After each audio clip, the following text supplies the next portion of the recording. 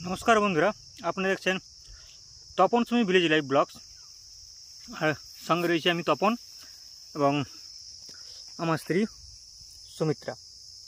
তো বন্ধুরা এখন আমরা এসেছি আমাদের পেয়ারার বাগানে এই রোদ্দুরে।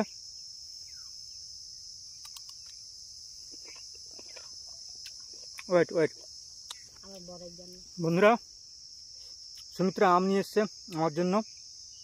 দেখাই বন্ধুরা, এই যে আম, খুব মিষ্টি আম, একটু নুন আর লঙ্কা দিয়ে এনেছে, খেতে খুব ভালো লাগছে। তো বন্ধুরা পেয়ারার বাগানে এখন আমি কাজ করছিলাম, এখন বাজে 11:45। পেয়ারার বাগানটা ওই দূরে একটা মাঠের মধ্যেই, কিন্তু ওই দিকটায় আমি এই যে পেয়ারা বাগান। তো বন্ধুরা দেখতে পাচ্ছেন কতটা এরিয়া জুড়ে আমার পেয়ারার বাগানটা।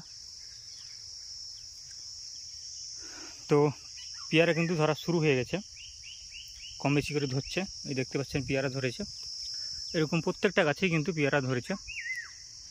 আর এটা রয়েছে আমার ঢ্যাঁড়স গাছ, এখান থেকে যা ঢ্যাঁড়স বেরোয় আমরা কিন্তু খাই, ঘরে খাওয়ার জন্য কিন্তু এটা লাগানো হয়েছিল। আর এদিকে যে কুলের গাছগুলো রয়েছে, এগুলো কুলের গাছ আছে, এখানে 85টা কুলের গাছ আছে। আর ওই সাইডে যে পেয়ারা দেখালাম আপনাদের, ওখানে 285 থেকে 87টা গাছ আছে। আর ওগুলো মারা গেছে, 300টার মতো ছিল, কিছু মারা গেছে। তো সেগুলো আমি আবার ভরপাই করে দেবো। আমি অর্ডার দিয়েছি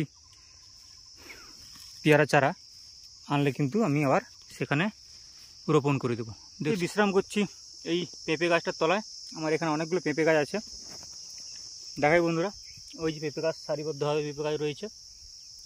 আর আমি বসে আছি পেঁপে গাছের তলায়, এবং এদিকেও পেঁপে গাছ রয়েছে।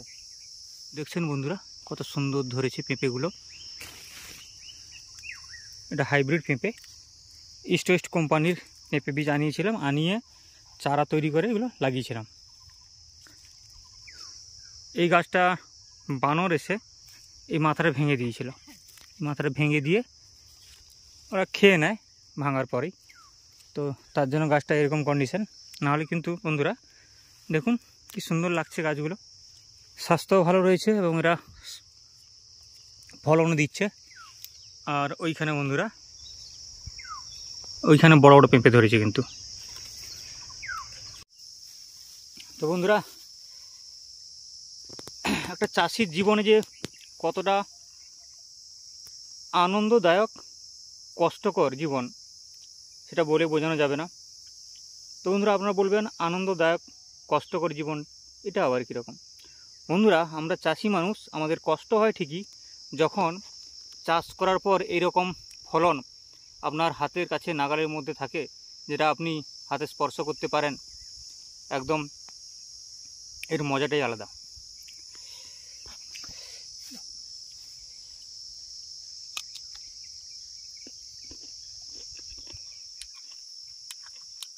বন্ধুরা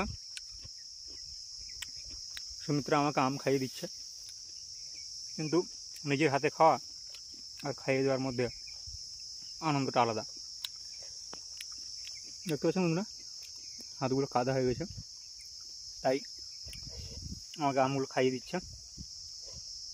তো বন্ধুরা আরেকটা দেখাই। এই যে বন্ধু দেখতে পাচ্ছেন কুলের গাছগুলো দাঁড়িয়ে আছে, গাছগুলো কেটে দিয়েছিলাম, ওখান থেকে নতুন নতুন করে ডালপালা বেরোচ্ছে। তো এগুলোর মাঝখানে টমেটো দিয়েছিলাম, টমেটোগুলো আমি তুলে ফেললাম, আর টমেটোর গাছগুলোকে তুলে ফেললাম। এরপরে কিন্তু এখানে আমি ধনিয়া চাষ করব। এই ধনিয়া চাষে তার জন্য আমাকে আগে থেকে প্রস্তুতি নিতে হচ্ছে। এগুলো পরিষ্কার করে দিয়ে আমি কিন্তু ধনিয়ার বীজটাকে জলে ভেজাবো, তারপর কিন্তু এখানে আমি কি করব, লাগাবো। তো বন্ধুরা বেশি কিছু আর বলছি না।